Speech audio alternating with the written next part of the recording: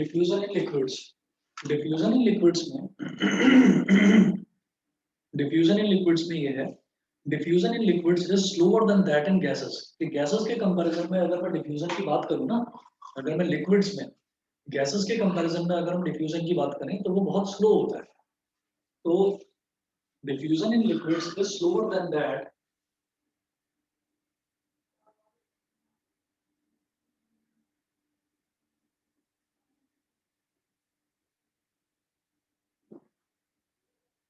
diffusion in liquids is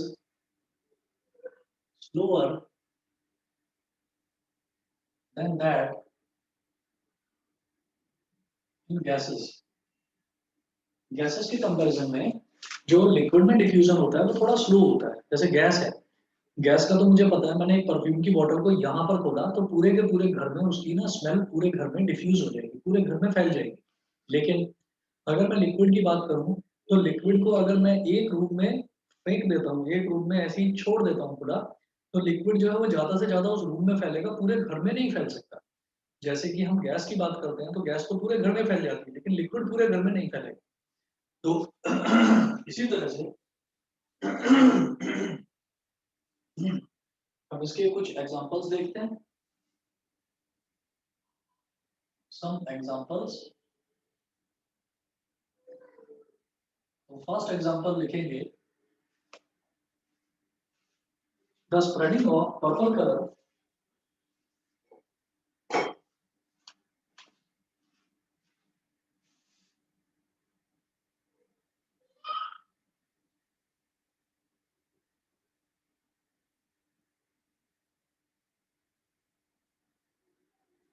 the spreading of purple color,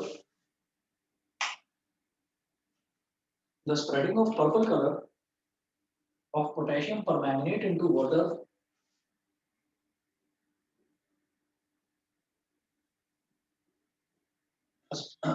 the spreading of purple color of potassium permanganate, the spreading of purple color of potassium permanganate into water on its own, into water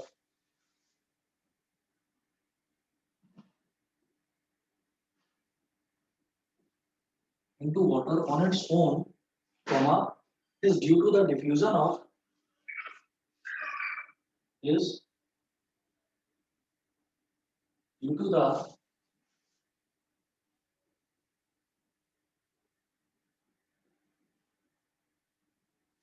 the diffusion of potassium permanganate particles into water, is due to the diffusion of potassium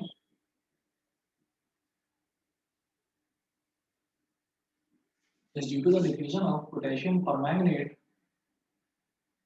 particles into water.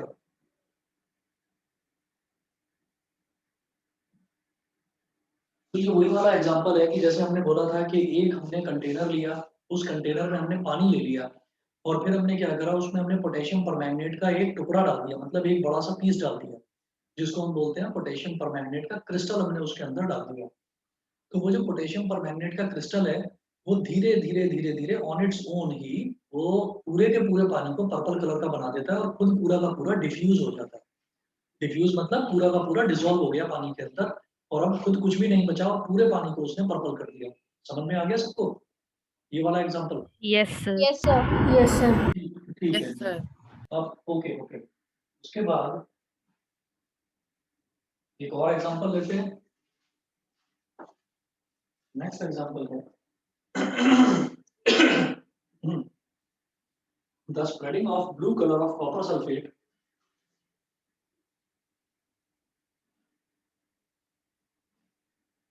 the spreading of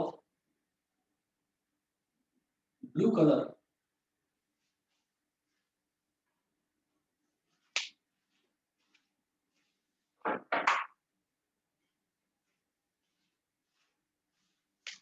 the spreading of blue color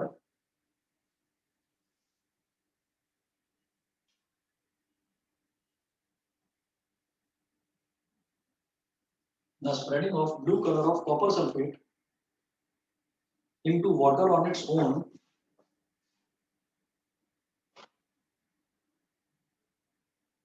The spreading of blue color of copper sulfate into water on its own is due to the diffusion of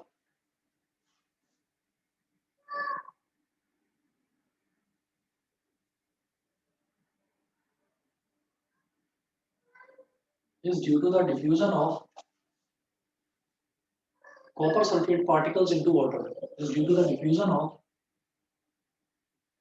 copper sulfate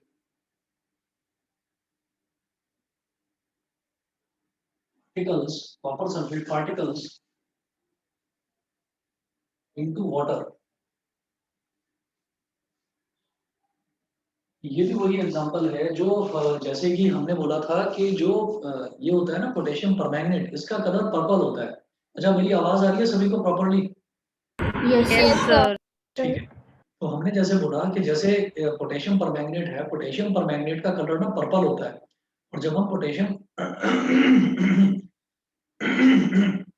potassium permanganate की बात करते हैं कि मैंने उसका एक बड़ा सा पत्थर, बड़ा सा उसका एक क्रिस्टल मैंने पानी के अंदर डाल दिया, तो वो धीरे धीरे धीरे धीरे डिजोल्व होते होते वो पूरे के पूरे पानी को पर्पल कलर का कर देता है।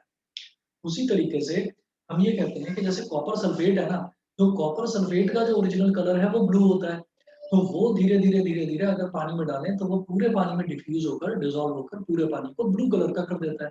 तो इसको, ये एक एग्जांपल है डिफ्यूजन इन लिक्विड्स का। तो लिक्विड के अंदर एक दूसरा सब्सटेंस कॉपर सल्फेट वो पूरी तरीके से डिफ्यूज होकर उस पूरे लिक्विड को ब्लू बना देता है। लिक्विड के अंदर एक बड़ा क्रिस्टल किसका, पोटेशियम परमैंगनेट का, वो पूरा का पूरा डिफ्यूज होकर उसको पूरा पर्पल कलर का बना देता है। दो एग्जांपल तो ये हो गए। मैं एक एग्जांपल और देख सकता हूँ उसका। Third, the spreading of ink in water,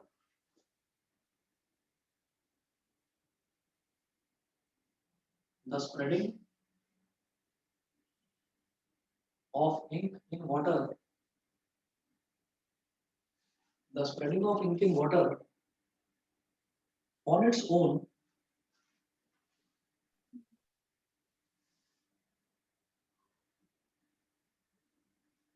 the spreading of ink in water on its own is due to the diffusion of,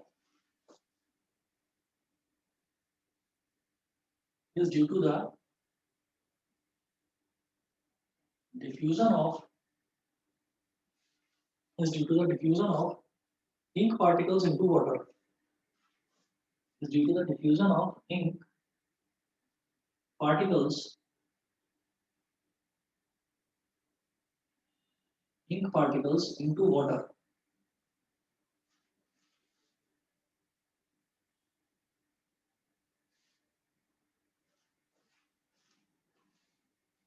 Due to the diffusion of ink particles into water.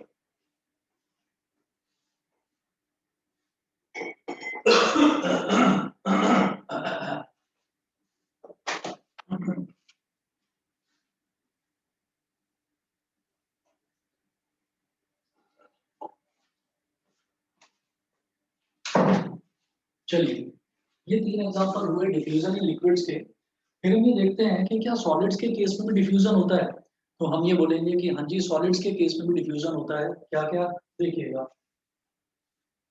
Heading डालेंगे next, देखिए solids. हाँ जी बताइए sir. Solids में तो मतलब उनके particles में तो गैप होता नहीं है, तो फिर डिफ्यूजन कैसे होगा फिर? बिल्कुल सही कह रहे हैं आप। सॉलिड में तो उनके पार्टिकल्स के बीच में जो स्पेस है वो होता ही नहीं है, तो डिफ्यूजन का सवाल ही नहीं उठता। हम ये कहते हैं कि सॉलिड्स में भी जो स्पेस है वो स्पेस होता है लेकिन बहुत कम होता है। तो जो डिफ्यूजन का एक्सटेंट है वो भी बहुत ज्यादा कम होगा। वो मैं बताता हूँ आपको किस तरह से। ठीक है, एक दो ही एग्जांपल्स हैं सॉलिड में, कोई बहुत ज्यादा एग्जांपल्स नहीं है, एक दो एग्जांपल्स हैं, लेकिन आप उससे समझ जाओगे। देखिए, नोट करिए इसमें, diffusion in solids is a very very slow process.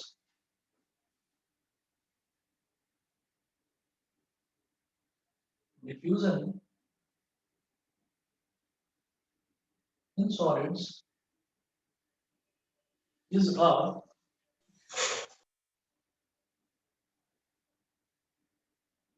diffusion in solids is a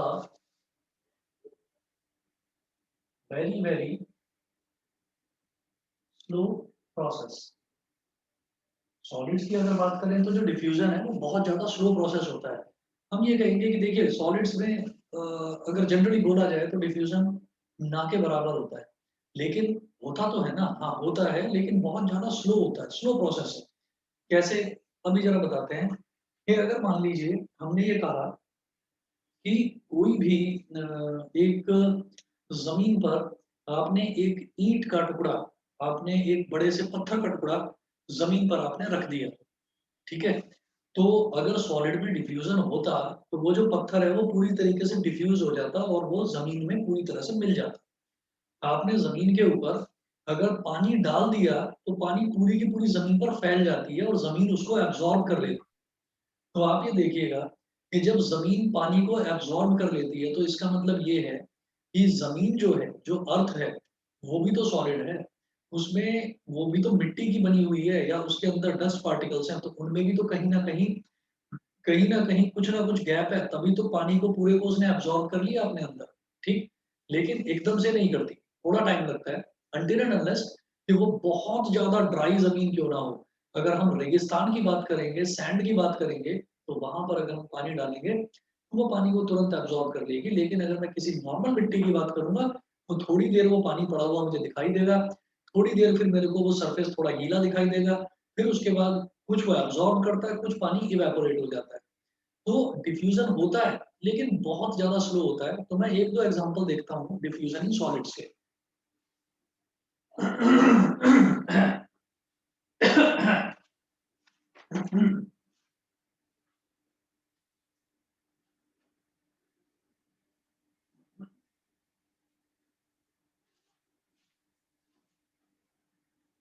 तो इसमें ये कहा जा सकता है, देखेंगे सम examples,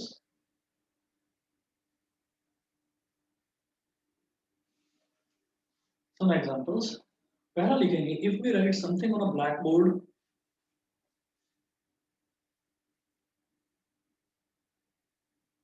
if we write something if we write something on a blackboard,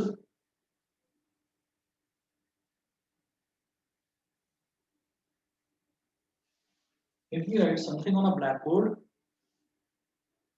and leave it uncleaned for a considerable period of time,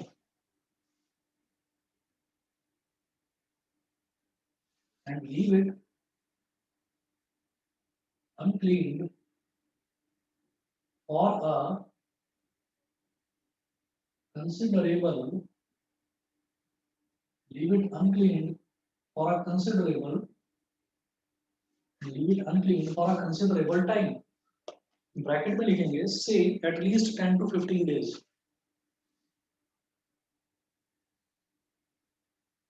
say at least 10 to 15 days, at least 10 to 15 days. We will find that it becomes quite difficult. We will find that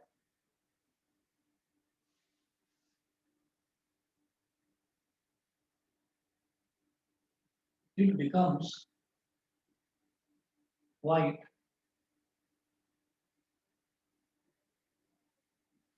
it becomes quite difficult to clean the backboard afterwards.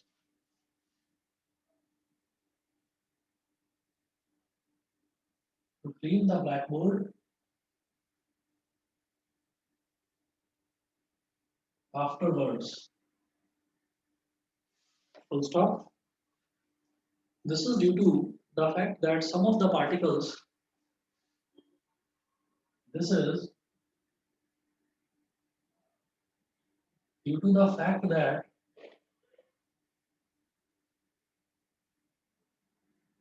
this is due to the fact that some of the particles, this is due to the fact that some of the particles of chalk have diffused, particles of chalk have diffused,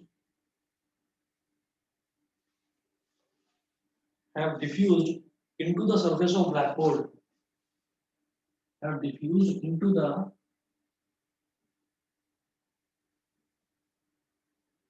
surface of blackboard.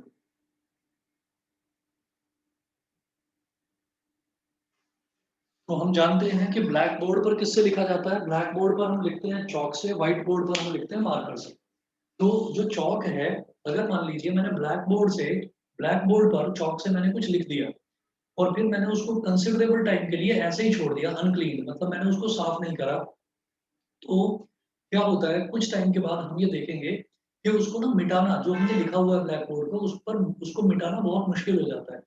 उसका reason सीधा सीधा यही है कि जो चौक के particles हैं, चौक के कुछ पार्टिकल्स जो हैं वो बोर्ड के अंदर डिफ्यूज हो गए।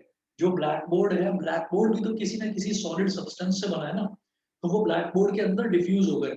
उसको फिर गीले कपड़े से रगड़ रगड़ के साफ करना पड़ता है, तो फिर वो जो डिफ्यूज पार्टिकल्स हैं तब वो रिमूव होकर निकलते हैं वहां से बाहर। सभी को समझ में आ गया इतना? Yes, Yes, sir. sir. Yes, sir. Yes, तो sir. Yes, sir. हाँ, ये सॉलिड्स में डिफ्यूजन का एग्जांपल है कि अगर हम एक कंसिडरेबल टाइम के लिए उसको लिखकर छोड़ दें तो फिर मिटाना मुश्किल हो जाएगा, लेकिन अगर मैंने अभी लिखा और थोड़ी देर बाद मैंने मिटा दिया तो फिर वो ढंग से डिफ्यूज नहीं हो पाएगा। मतलब डिफ्यूज होने के लिए सॉलिड्स को एक दूसरे सॉलिड में डिफ्यूज होने के लिए प्रॉपर टाइम चाहिए। तो अगर वो टाइम आप दे देते हैं तो तब तो वो डिफ्यूज हो जाएगा, नहीं तो वो डिफ्यूज नहीं हो पाएगा। तो एक एग्जांपल तो ये हुआ। एक और एग्जांपल देखते हैं। If two metal blocks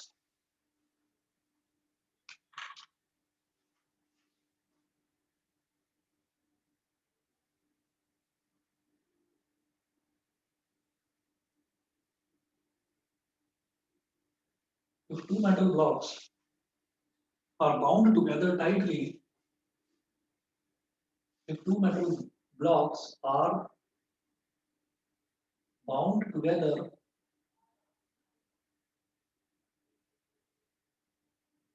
if two metal blocks are bound together tightly and kept undisturbed for a few years and kept undisturbed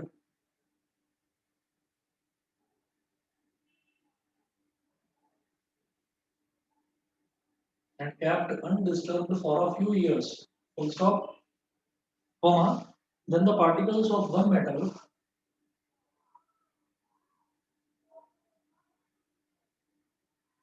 then the particles of one metal then the particles of one metal are found to have diffused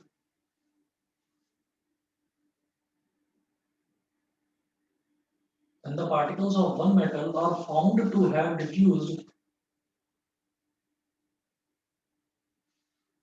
are found to have diffused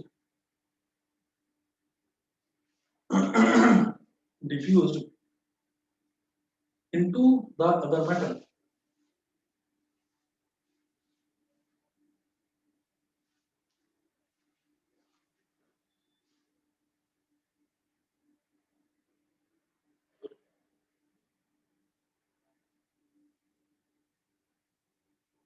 Into the other metal. If two metal blocks are bound together tightly and kept undisturbed, अगर कोई दो metal के मैंने block ले लिए और उन दो मेटल के ब्लॉक को मैंने एक साथ रख कर और उसको किसी वायर से मैंने बहुत ज्यादा टाइटली उनको बांध दिया ताकि वो एक दूसरे से चिपके रहें, और फिर हमने उसको किसी ऐसी जगह पर रख दिया, किसी ऐसे रूम में रख दिया जिसमें हम रेयरली जाते हैं, हम जाते ही नहीं है उस रूम में।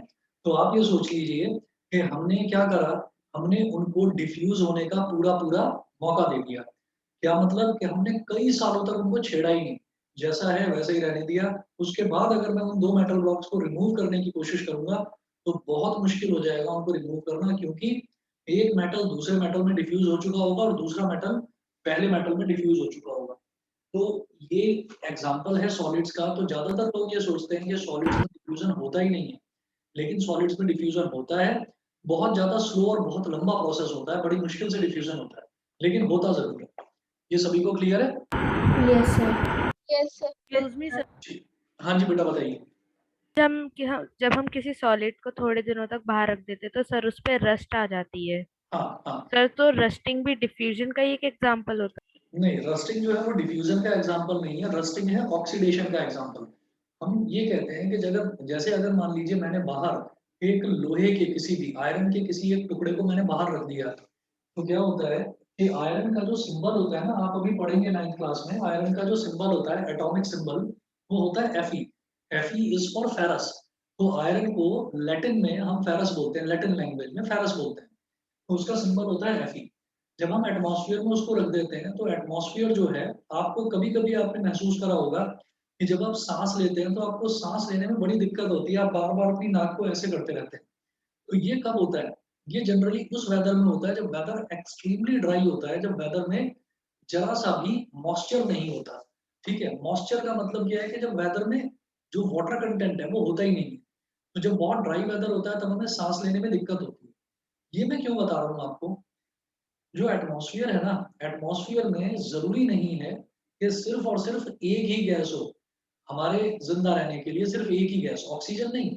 ऑक्सीजन भी होता है एटमॉस्फेयर में, कार्बन डाइऑक्साइड भी होता है, सल्फर डाइऑक्साइड भी होता है, नाइट्रोजन भी होता है, और भी बहुत सारी गैसेस होती हैं एटमॉस्फेयर में। और उसके साथ साथ कुछ डस्ट पार्टिकल्स भी होते हैं, उसके साथ साथ कुछ वाटर कंटेंट भी होता है। ठीक है, तो हम ये कहेंगे कि जब भी कभी बात करी जाती है आयरन की, कि आयरन को मैंने एटमॉस्फेयर में ऐसे ही ओपनली रख दिया, तो आयरन रिएक्ट कर जाता है एटमॉस्फेयर में मौजूद ऑक्सीजन के साथ और वाटर वेपर्स के साथ में। तो जब आयरन ऑक्सीजन और वाटर वेपर्स के साथ रिएक्ट करता है, आयरन प्लस ऑक्सीजन, ऑक्सीजन को कहते हैं O2। तो जब ये रिएक्ट कर जाता है तो ये बना देता है Fe2O3। This is called iron oxide, इसको बोलते हैं आयरन ऑक्साइड। और बेटा जो नॉर्मल जो नॉर्मल लैंग्वेज है used by normal human beings, मतलब हम केमिस्ट्री के एक्सपर्ट लोगों की बात नहीं कर रहे हैं, हम साइंस के स्टूडेंट्स की बात नहीं कर रहे हैं, हम नॉर्मल लोगों की बात कर रहे हैं। तो वो इसी को Fe2O3 को वो बोल देते हैं रस्ट। रस्ट मतलब हिंदी में बोलते हैं कि उस पर लोहे के ऊपर जंग लग गया, हम ये बोलते हैं कि उसके ऊपर जंग लग गया। तो ये जो एग्जांपल है ये डिफ्यूजन का एग्जांपल नहीं है, ये क्या है कि जो लोहा है, लोहे की जो आउटर सरफेस है, because it is exposed to the atmosphere, direct atmosphere के कांटेक्ट में मेरी बॉडी का कौन सा पार्ट आ रहा है? मेरी स्किन, मेरे बाल। तो ये जो डायरेक्ट मेरा जो मेरी बॉडी के जो एक्सटीरियर पार्ट्स हैं वो डायरेक्ट एटमॉस्फेयर के टच में आ रहे हैं। तो हम ये कहेंगे कि सबसे पहले अगर एटमॉस्फेयर में प्रेजेंट गैसेस का रिएक्शन किसी के साथ होगा तो वो हमारी स्किन के साथ होगा। सबसे पहले अगर ऑक्सीजन का रिएक्शन किसी मेटल ब्लॉक, किसी आयरन ब्लॉक के साथ होगा तो उसके बाहर वाली सरफेस के साथ होगा। तो बाहर वाली सरफेस पर ही एक लेयर जम जाती है, उसको हम बोलते हैं Fe2O3, और नॉर्मल लैंग्वेज में उसको बोला जाता है रस्ट। ठीक है, समझ गए? Okay sir. ठीक है, सर हाँ जी बोलिए, सर बताओ बताओ। सर गैसेस भी लिक्विड में डिसॉल्व हो सकती है ना? एक मिनट एक मिनट, कोई ना बहुत जोर से बच्चे के चिल्लाने की आवाज आई थी, मुझे आवाज नहीं समझ में आई। हाँ सिमर बताओ दोबारा। Yes sir. सर गैसेस भी लिक्विड में डिसॉल्व हो सकती है ना? हाँ, गैसेस भी लिक्विड में डिसॉल्व हो सकती हैं। गैसेस का ये होता है कि बहुत सारी की सारी गैसेस डिसॉल्व नहीं हो सकती, जैसे कि कार्बन डाइऑक्साइड है वो डिसॉल्व हो सकती है, हाइड्रोजन हो सकती है, नाइट्रोजन हो सकती है, लेकिन सारी गैसेस जो हैं वो डिसॉल्व नहीं होती। समझ गए? क्लियर है इतना? Yes sir. चलिए, अब इसके बाद जो अगला टॉपिक है इस चैप्टर में वो है the common unit of temperature and SI unit of temperature. हम अगर बात करते हैं एटमॉस्फेयर के टेम्परेचर की, ठीक है, अगर आप देखेंगे कि जो अगर आप न्यूज़ देखते हैं तो न्यूज़ में वेदर रिपोर्ट आती है, और वेदर रिपोर्ट में वो बताया जाता है कि इस सिटी का आज टेम्परेचर इतना था, इस सिटी का आज टेम्परेचर इतना था। तो अलग अलग सिटीज के टेम्परेचर बताए जाते हैं वेदर रिपोर्ट। तो वो जो टेम्परेचर बताए जाते हैं उसकी जो यूनिट होती है वो होती है डिग्री सेल्सियस, उसको बोलते हैं हम कॉमन यूनिट ऑफ टेम्परेचर। तो कॉमनली अगर हम बोलते हैं भाई आज टेम्परेचर बड़ा ज्यादा है, आज तो मुझे बहुत गर्मी लग रही है, तो जरा फटाफट से अपना मोबाइल फोन निकालते हैं और मोबाइल फोन में हम गूगल पर डालकर देखते हैं कि अभी इस टाइम टेम्परेचर कितना है। तो वो जो भी रिलेटेड वेबसाइट्स हैं, जो वेदर फोरकास्टिंग वाली वेबसाइट्स हैं, वो आपको वहाँ पर रीडायरेक्ट कर देगा और आप देख लोगे कि इस टाइम 37, 38 या 40 डिग्री टेम्परेचर जो भी चल रहा है, वो टेम्परेचर होगा। तो वो जो टेम्परेचर की यूनिट होती है, जैसे हम अपना मास मेजर करते हैं तो हमारे मास की यूनिट किलोग्राम होती है, तो ऐसे ही टेम्परेचर की यूनिट होती है डिग्री सेल्सियस। और एसआई यूनिट का मतलब, एसआई यूनिट होता है सिस्टम इंटरनेशनल यूनिट, यानी कि इंटरनेशनली एक्सेप्टेबल यूनिट क्या होती है टेम्परेचर की, वो अभी हम डिस्कस करेंगे। तो जैसे हम ये कहते हैं कि अगर मान लीजिए मैं यहाँ पर हूँ, इंडिया की बात मैं करूँ तो इंडिया में अगर मान लीजिए मैंने बोला कि मेरा वेट कितना है, मेरा वेट तो 80 किलोग्राम है, तो हमने ये कहा कि नहीं भाई, अब एक काम करते हैं, अमेरिका जाते हैं या यूरोप के किसी कंट्री में चले जाते हैं। तो हम वहां पर जाते हैं, तो वहां पर वो हमारा वेट मेजर करते हैं, और जब मेजर करते हैं, हमारा मास देखते हैं, तो वो कहते हैं आप तो इतने पाउंड्स के हैं। अब मैं नहीं जानता ये पाउंड्स क्या होता है, उन्होंने फिर वो बोलेंगे कि यूरोपियन स्टैंडर्ड के हिसाब से जो आपका मास है, वो हम पाउंड्स में ही मेजर करके देंगे। हमने कहा चलिए ठीक है, ठीक है। फिर उसके बाद हम चले जाते हैं अमेरिका। अमेरिका में हमारा जो वजन है वो मेजर किया जाता है, तो वहां पर वो बोलते हैं कि आपका जो वजन है वो इतना आउंसेस है। तो वो बोलेंगे, हमने कहा ये क्या चीज है, वो बोलेंगे कि अमेरिकन स्टैंडर्ड के हिसाब से जो आपका वजन है वो आउंसेस में मेजर किया जाता है। हम बोलेंगे इंडियन स्टैंडर्ड के हिसाब से जो हमारा वजन है वो तो किलोग्राम में मेजर किया जाता है। तो ये अलग अलग अलग अलग कंट्रीज की, अलग अलग कॉन्टिनेंट्स की, सबकी अलग अलग यूनिट्स चलती हैं, अलग अलग यूनिट्स चलती हैं। तो इसी तरीके से हम ये कहेंगे कि कोई ऐसी यूनिट है जो इंटरनेशनली एक्सेप्टेबल हो, जो सारे कंट्रीज में एक्सेप्ट करी जाए। अगर मान लीजिए मैं इंडिया में अपनी गाड़ी चलाता हूँ, तो मेरी गाड़ी की जो स्पीड है वो आती है किलोमीटर पर आवर में। वहीं अगर मैं अमेरिका में चलाऊंगा तो वहां मेरी गाड़ी की स्पीड आएगी माइल्स पर आवर में। जो गाड़ी का स्पीडोमीटर है उसी में माइल्स पर आवर में लिखा हुआ होगा। तो अलग अलग कंट्रीज का अलग अलग स्टैंडर्ड होता है, लेकिन जितने भी कंट्रीज हैं सबने मिलकर कॉमनली एक सिस्टम इंटरनेशनल यूनिट्स वो डिफाइन करी। तो इंटरनेशनली एक्सेप्टेबल यूनिट जो होती है टेम्परेचर की, वो होती है केल्विन। लेकिन कॉमनली जो हम लोग बीइंग इंडियन जो हम लोग यूज करते हैं वो करते हैं डिग्री सेल्सियस। सभी को समझ में आ गया सिस्टम इंटरनेशनल यूनिट में क्या अंतर है और कॉमन यूनिट में क्या अंतर है। Yes sir. जो है वो अलग अलग कंट्रीज में अलग अलग हो सकती हैं, लेकिन जो ऐसा यूनिट है वो पूरे वर्ल्ड में एक ही होगी। ठीक है। जो हम अपना मास मेजर करते हैं ना, जो हमारा इंडियन स्टैंडर्ड है, हमारा इंडियन स्टैंडर्ड है कि हम अपना मास मेजर करते हैं किलोग्राम में। और इंटरनेशनल स्टैंडर्ड भी यही है कि ना तो वो आउंसेस को एक्सेप्ट करता सिस्टम इंटरनेशनल, या ना वो पाउंड्स को एक्सेप्ट करता, वो किलोग्राम को ही एक्सेप्ट करता है। ठीक है। अब नेक्स्ट आप हेडिंग डालेंगे, इधर मिटा रहा हूं मैं, the common unit of temperature and ऐसा unit of temperature.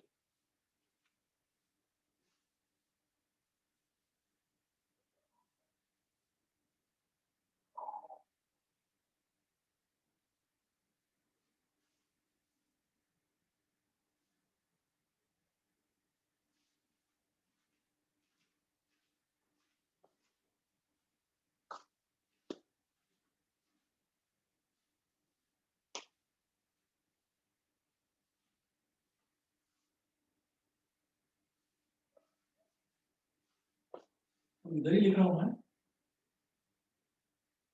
Next heading है, नेक्स्ट हमारा टॉपिक है the common unit of temperature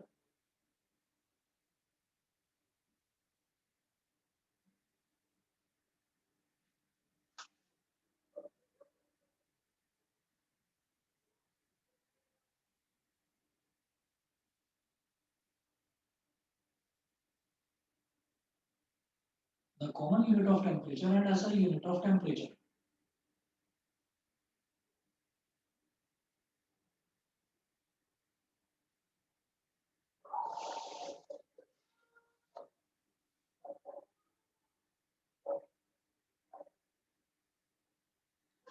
आप लिखेंगे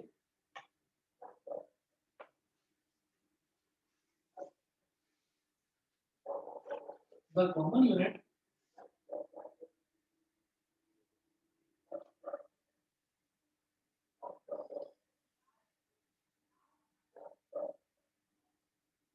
the common unit of measuring temperatures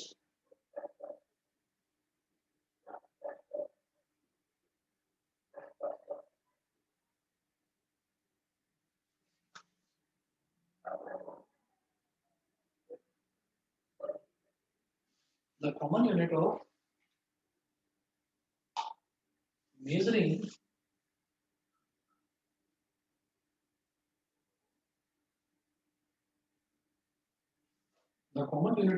temperatures like melting points, boiling points, etc.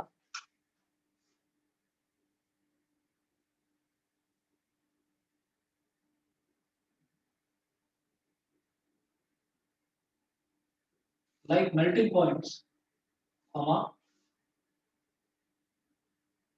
boiling points,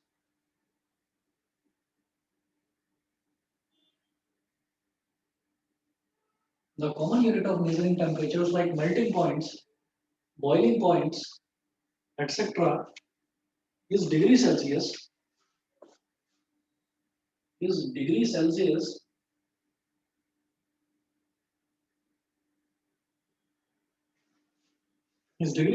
which is written in short as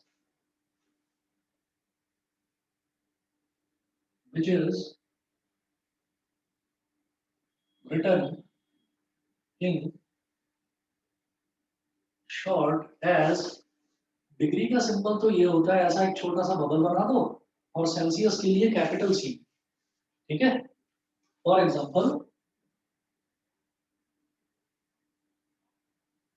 10 degree Celsius,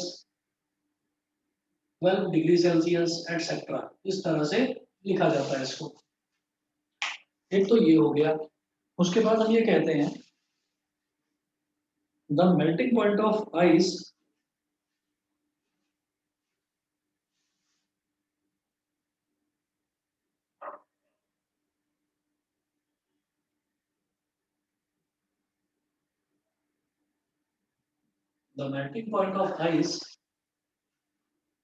on Celsius scale of temperature on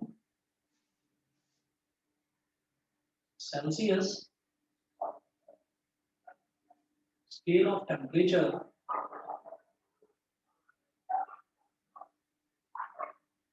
is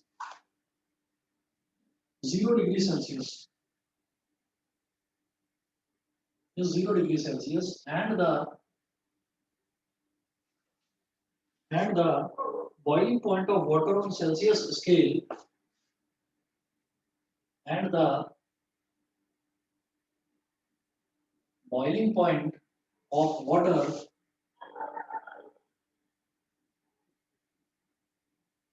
on Celsius scale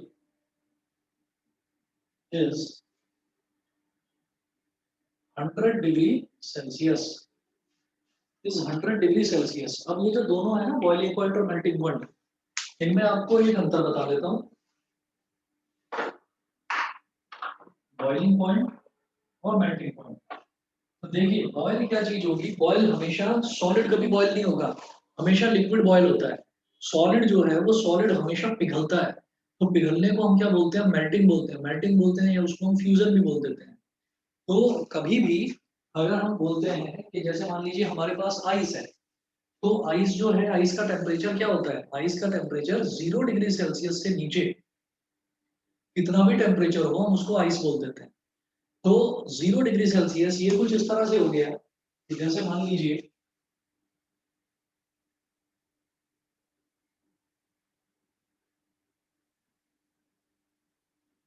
ये है 0 degree Celsius,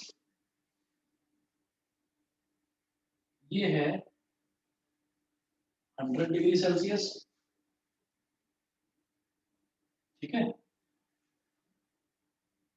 अब इस तरफ 0 degree Celsius से कितना भी नीचे मैं चलूं तो यहाँ -1 हो सकता है, -1 डिग्री सेल्सियस, -2 डिग्री सेल्सियस, -3, -4 कितना भी हो सकता है। तो यहाँ पर क्या मिलेगा,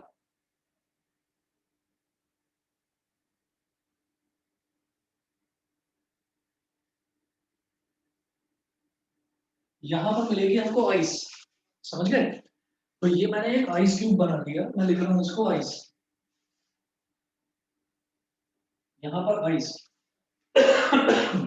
उसके बाद हम ये कहेंगे कि धीरे धीरे धीरे धीरे मैंने टेम्परेचर बढ़ाना शुरू कर दिया, तो टेम्परेचर मैंने बढ़ाया। फॉर एग्जांपल मैं बोलता हूँ कि -5 डिग्री सेल्सियस पर आइस मिलती है मुझे, -5 डिग्री सेल्सियस पर। तो -5 की वैल्यू जरा सी बढ़ाएंगे तो क्या हो जाएगी -4, -4 की वैल्यू जरा सी और बढ़ाएंगे तो क्या हो जाएगी -3, -3 की वैल्यू जरा सी और बढ़ाएंगे तो -2, फिर -1, फिर 0।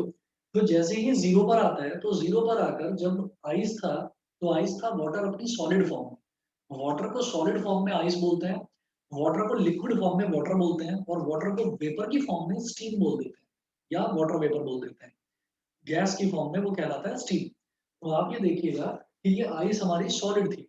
अब मैं धीरे-धीरे इसका टेम्परेचर बढ़ाकर 0 डिग्री सेल्सियस पर लाता हूँ, तो यहाँ पर एकदम से जो आइस है ना, वो आइस वो धीरे-धीरे, धीरे-धीरे पिघलनी शुरू हो जाएगी। तो इसको हम ऐसे कह सकते हैं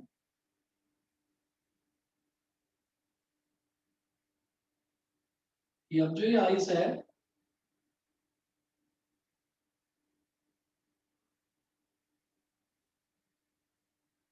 इसको मैं क्या बोलूँगा? Melting ice, melting ice. ये आइस ने यहाँ पर आकर पिघलना शुरू कर दिया, ठीक है? ये पिघलती हुई आइस है कि पहले इसका प्रॉपर क्यूब शेप थी और अब इसकी शेप जो है वो चेंज हो गई, वो पिघलनी शुरू हो गई। फिर हमने क्या करा, 0 डिग्री सेल्सियस से थोड़ा और टेम्परेचर बढ़ा दिया, 1 कर दिया, 2 कर दिया, 3 कर दिया। तो now it will get converted into water. तो अब ये आ गया वाटर। फिर हम टेम्परेचर बढ़ाते गए, 10 डिग्री, 20, 30, 40, 50, 60, 70, 80, 90 और 100 पर पहुंच गए। तो 100 पर क्या होगा कि ये जो वाटर है, 100 पर ये जो वाटर है ये इवेपोरेट होना शुरू हो जाएगा। और 100 से ऊपर होते ही टेम्परेचर, जैसे 101 हो गया या 102, 110 तक हो गया, 100 से जरा सा भी ऊपर हो गया तो फिर वहां पर कुछ भी नहीं बचेगा, वहां पर सिर्फ और सिर्फ स्टीम बचेगी। सभी को इतना समझ में आ गया? Yes sir. Yes sir. ठीक है। Yes sir. तो हम ये कहते हैं कि 0 डिग्री सेल्सियस से कम पर वाटर एग्जिस्ट करेगा सॉलिड स्टेट में, जिसको हम बोलते हैं आइस। 0 डिग्री सेल्सियस पर आते ही वाटर पिघलना शुरू हो जाएगा। That's why 0 degree Celsius temperature is known as melting point of ice. Melting point of water नहीं कहेंगे, मेल्टिंग पॉइंट ऑफ आइस कहेंगे, क्योंकि आइस वहां पर पिघलना शुरू हो जाती है। उसके बाद हम ये कहते हैं कि 0 डिग्री सेल्सियस से हमने बढ़ना शुरू करा, बढ़ते गए, बढ़ते गए, बढ़ते गए, तो लिक्विड ही रहा, वो पानी गर्म होता गया। जैसे जैसे टेम्परेचर बढ़ा तो पानी गर्म होता गया, लेकिन 100 डिग्री सेल्सियस पर आते ही पानी ने इवेपोरेट होना शुरू कर दिया। यानी कि यहाँ से लिक्विड लिक्विड नहीं रहा, लिक्विड इवेपोरेट होकर गैसियस फॉर्म में कन्वर्ट होना शुरू हो गया। तो जब लिक्विड गैसियस फॉर्म में कन्वर्ट होना शुरू हो गया तो इसका मतलब यहाँ पर इसको मैं बोलूंगा क्या, बॉइलिंग पॉइंट। यहाँ पर वो बॉइल होके इवेपोरेट होना शुरू हो गया। उसके बाद जब मैं 100 डिग्री सेल्सियस से जरा सा भी आगे बढ़ता हूँ, चाहे 0.1 या 0.2 डिग्री सेल्सियस भी बढ़ूंगा ना आगे, तो मुझे पानी पूरी तरीके से खत्म मिलेगा, पानी खत्म हो जाएगा और वो टोटली स्टीम में कन्वर्ट हो चुका होगा। That's why 100 degree Celsius is known as boiling point। बताइए जी, क्लियर है? Yes sir. Yes sir. ठीक है। Yes sir. चलिए यस सर। ये हमारा मेल्टिंग पॉइंट और बॉइलिंग पॉइंट हुआ। तो अभी जो मैं डिस्कस कर रहा था वो मैं कर रहा हूँ सब कुछ डिग्री सेल्सियस के केस, डिग्री सेल्सियस के टर्म्स में।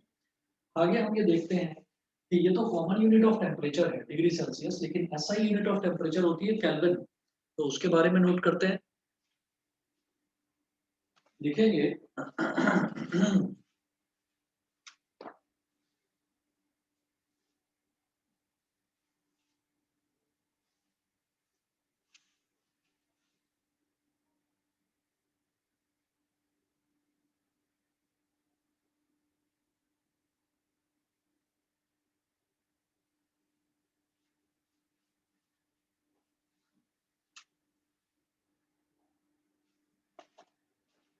अगला लिखेंगे, there is another scale of temperature called Kelvin scale of temperature. इधर ही लिख देता हूँ बेटा नीचे।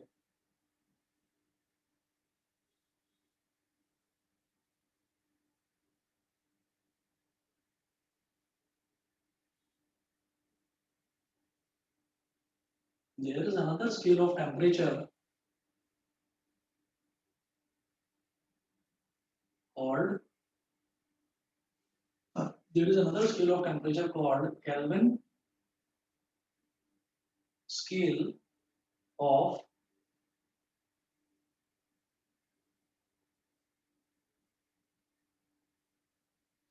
There is another scale of temperature called Kelvin scale of temperature, which is used by the scientists for research work.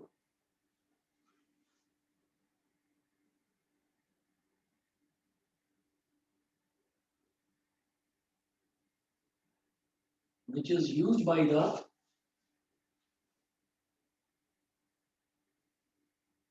scientists for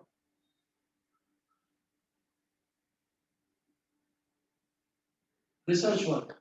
scientist जो हैं इनको अपने रिसर्च वर्क के लिए यूज करते हैं।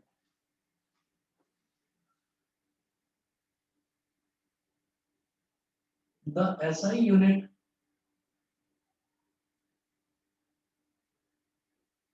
of the SI unit of temperature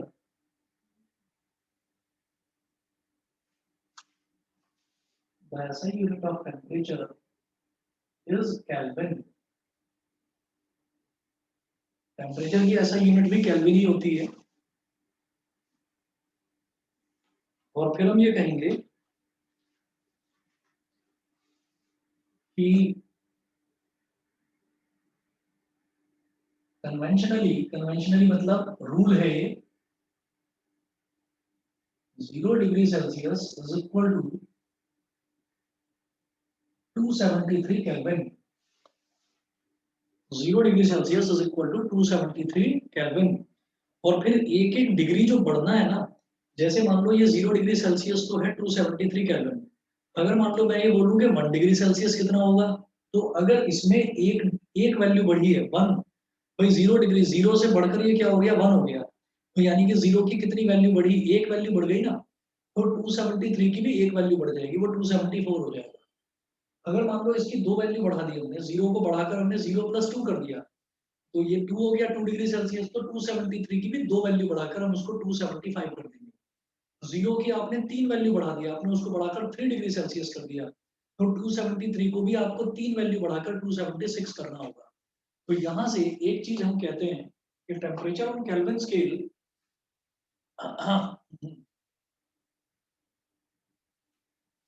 temperature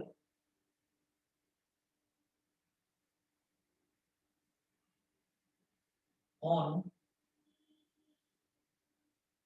Kelvin scale is equal to temperature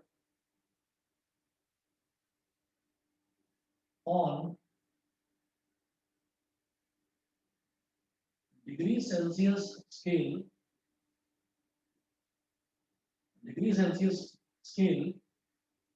plus 273।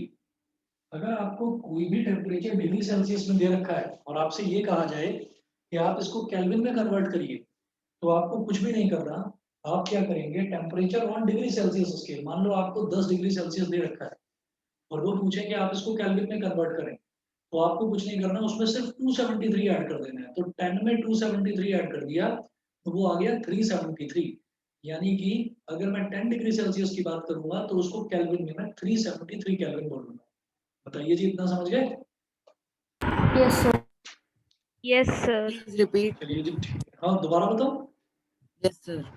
हाँ, कोई भी अगर मेरे को टेम्परेचर जो है वो डिग्री सेल्सियस में दे रखा है और मुझसे ये पूछा जाए कि आप इसको केल्विन में कन्वर्ट करिए, डिग्री सेल्सियस में टेम्परेचर दे रखा है, केल्विन में आप इसको कन्वर्ट करिए, तो केल्विन में कन्वर्ट करने का एक ही तरीका है कि जो भी वैल्यू डिग्री सेल्सियस में दे रखी हो उसमें 273 ऐड कर दो। जैसे मान लो आपको ये बोला गया कि 10 डिग्री सेल्सियस है, उसको केल्विन में कन्वर्ट करो, तो आप क्या करेंगे, वो जो 10 है ना, उस 10 में 273 ऐड करेंगे तो वो ऑटोमेटिकली केल्विन में आ जाएगा। बताइए, समझ गए? Okay sir. Yes sir. हाँ, तो कोई भी जो वैल्यू हमें दे रखी हो, उसको हमें क्या करना होता है, उसमें डिग्री सेल्सियस में 273 ऐड करते हैं तो वो ऑटोमेटिकली आपका केल्विन में निकल जाता है। ठीक है सर, केल्विन का साइन के होता है? हाँ, केल्विन का साइन होता है के, बस के लगाते हैं। जैसे डिग्री सेल्सियस में हमें क्या करना होता है, ये एक डिग्री का साइन बनाना होता है और सी लिखना होता है, तो केल्विन में डिग्री नहीं लिखेंगे, सिर्फ के लिख देंगे बस। Okay sir. ठीक है जी, तो आज फिर इतना ही कर लीजिए। इसके 1-2 न्यूमेरिकल्स हैं वो करके फिर चेंज ऑफ स्टेट जो है वो अगली क्लास से करते हैं। ठीक है? Okay sir. Okay sir. Okay.